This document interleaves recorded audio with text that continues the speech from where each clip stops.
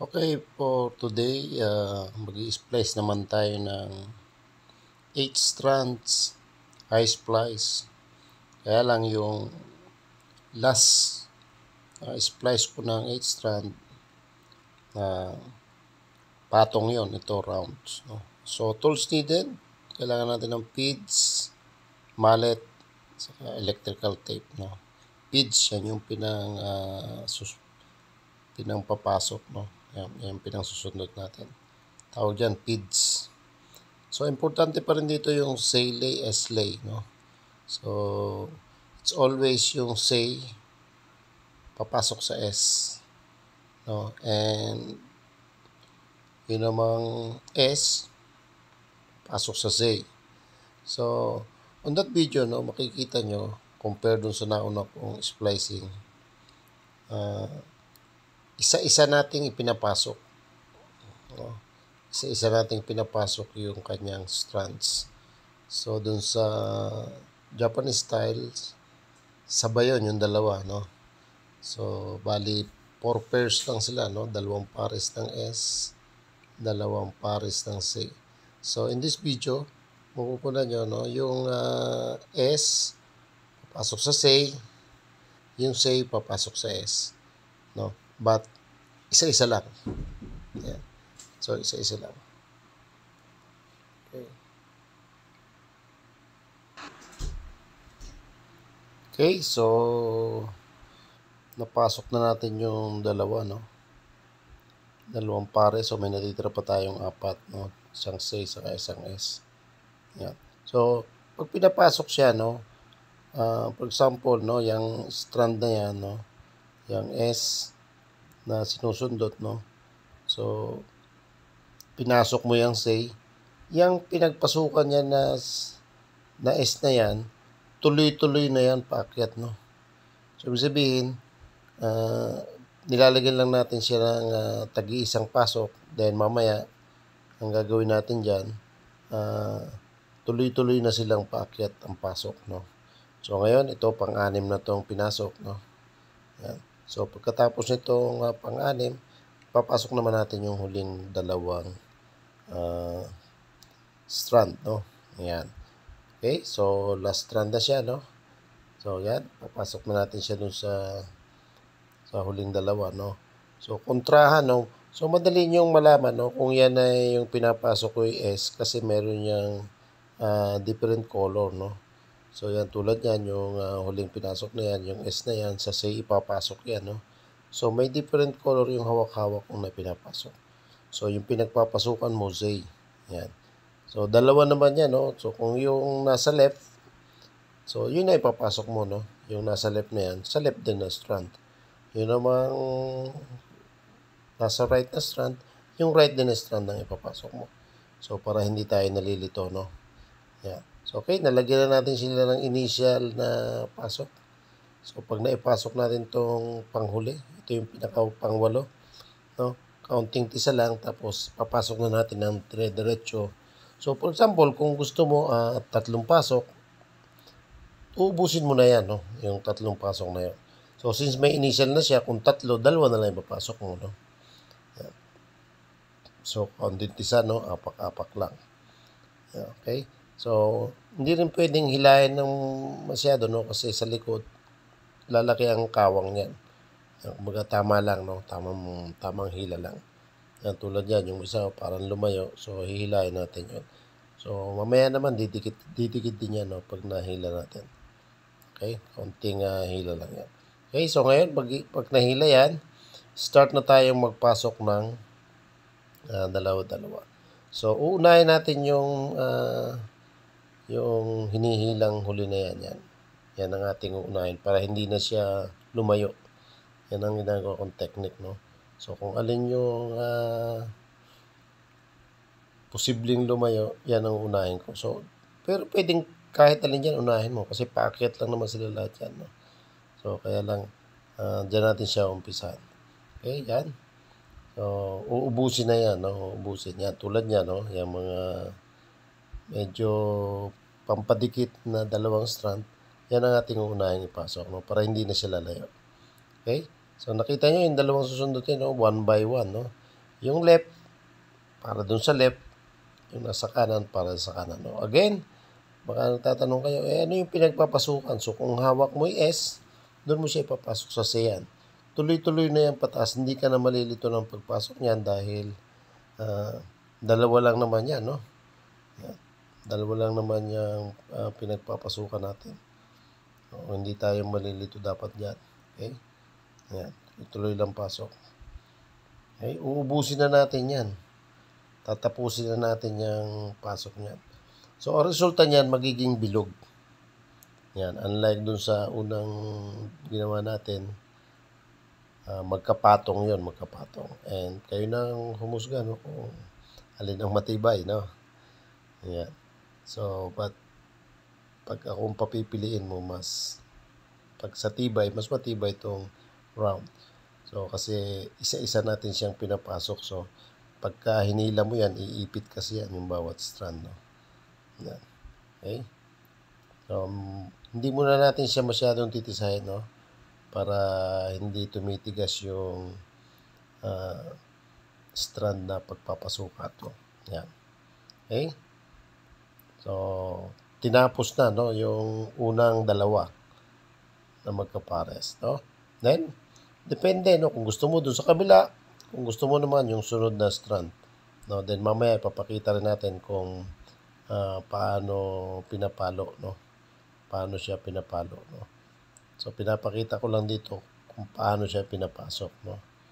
Yan. So, last na pasok na yan, no? So, may mga pasok ako dyan na 4, yung iba 3. So, para lang makita nyo, no, kung paano siya pinapasok. Pero, depende yan sa inyo, no? Kung ilang pasok ang gusto nyo. Okay? The next 2. Yan. Kung makikita nyo yung strand na pinagpapasukan. So, paakyat naman yan. Paakyat, no? So, I think this is S, no? Para sa say, no? Para sa sele, no? S para sa sele. Okay? So, isa-isa pa rin, no? Hindi tayo nagbabago ng direksyon ng pasok, no? Isa-isa pa rin. Isa-isa pa rin yung ating pagkapasok. So, medyo marami lang kamay, no? May mga kamay kayo nakikita kasi kailangan kong maraming taga-abot dahil para hindi naman masyadong humaba yung video ko. Okay? So, tatapusin na rin natin yung ikalawang pares na yan, no? Yan. So, hindi ko practice yung pasok isa, then yung dalawa pasok isa, no? So, mas maganda dito, dalawa-dalawa, no? Dalawa-dalawa, dire-diretso ang pasok, pataas. Yan. So, para hindi ka maligaw, no?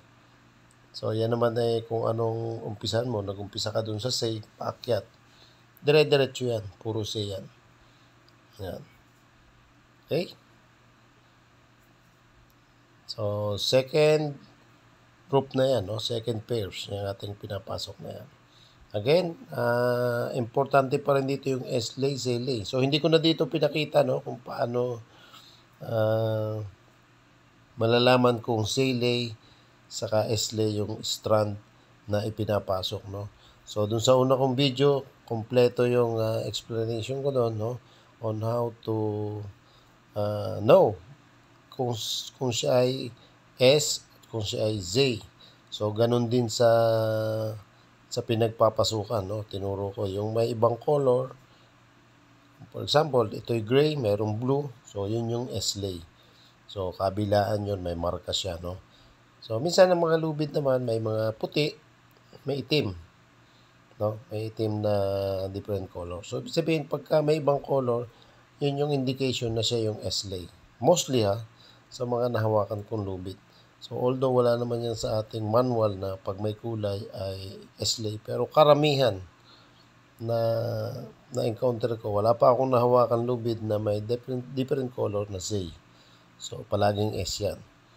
So, kung may blue, may puti. Yan. Kung puti, minsan may itim. Okay, pang ilan na to? Pang 4, no? Pang 4 na siya, no? So, then may dalawa pa tayo dun sa kabilang gilid, no? So, isa-isa lang ang pasok. No? Ang challenge lang nitong ginagawa natin, habang papatapos ka na, sumisikip. Yan. No? Kung hindi naman kayang pabukahin ng maliit na feeds, so dun sa umpisa dyan, may pinakita ako dong malaking feeds. No? Yun ang gagamitin mo. No? So, pinalo ko ng konti para pagka ipapasok na, yan, bilog na siya. No? Nakikita mo yung bilog niya. Matibay talaga siya. No? Yan. Then, mamaya ipapakita ko sa inyo yung tamang palo niya, no, pagtapos na. So, okay, so last na to. I think last na strand na to ipapasok natin. So, kung mapunan nyo, masikip na siya, no? Masikip na siya. So, masikip na siya, no? So, kaya nga, pagka hindi mo na kaya ng maliit na pitch, palitan mo ng mas malaki. Yan, yun lang naman yan. So, yun ang purpose. Kaya meron tayong malaking feed, no? Kaya yan, luluag yan. Basta pinasok mo yan. So, ang technique, no, pag gagamit ka ng malaking feeds, suot mo na yung maliit. Then, pag nakakreate ka na ng butas, saka mo ipasok yung malaki. No? Yan. So, sa mga sunod kong video, papakita ko kung paano gamitin yung maliit at malaking feeds, no? Yan. So, kasi yung malaking feeds, pag hindi tama ang gamit mo, pwede kang ma-aksidente ron, no? Bawal yun, yung tutukudan mo ng kamay. No, dapat talaga yan, ipapatong mo lang yung lubid na paluluagin mo, then yung lubid ang papaluin mo. No, hindi kamay ang gagamitin mo. Okay, so mga safety precaution lang yun. Para nasa gayon, safe tayo habang nag-i-splice tayo, no? Okay? Yan. So, and may isa pa yan, no? May isa pang method dyan. Ang sunod sigurong gagawin kong method dyan, yung square. No? Yung square. No? Tatlo kasi yan, no? So, yung unang ginawa natin, magkapatong. Ito, 1 by 1. Yung sunod, square naman yon, no? So, sa mga susunod ko sigurong video, no? So, ginagawa ko kasi ang video ko, lubid, minsan wire, tapos lubid na naman, tapos wire. So, para hindi kayo magsawa, no? Baka pati pagka sunod-sunod na lubid, sabihin nyo puro lubid naman, no? So, siguro ang susunod natin, wire naman, no? Wire splicing. Kasi marami pa tayong splicing sa about wire, no? May mga nagre-request pa ng mga Australian, no? So, we will do it, no? So, kaya lang, isa-isa lang yung mga may request, hintayin nyo lang, no? Yan. Kasi may nag-request din ito na nag-chat sa akin na gusto niyang makita kung paano gawin yung round, no? So, actually, naituro ko na to siguro sa kanya. Gusto lang niyang ma-recall, no? Nalimutan niya kung paano gawin. Okay? Yan. So, ilang pasok na lang to. Kaya lang talagang matigas ang pagpahuli na, no?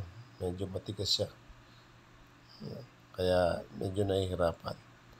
So, hindi pa nga tayo dito gumapit ng malaking feeds, no? So, pinapalo lang natin, no? Pinabubuka lang natin.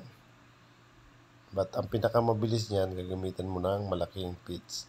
Kaya lang, pagka ginamitan ko kasi ng malaking feeds, medyo baka maguluhan yung iba, no? Kasi, ibabaliktad mo yan, eh.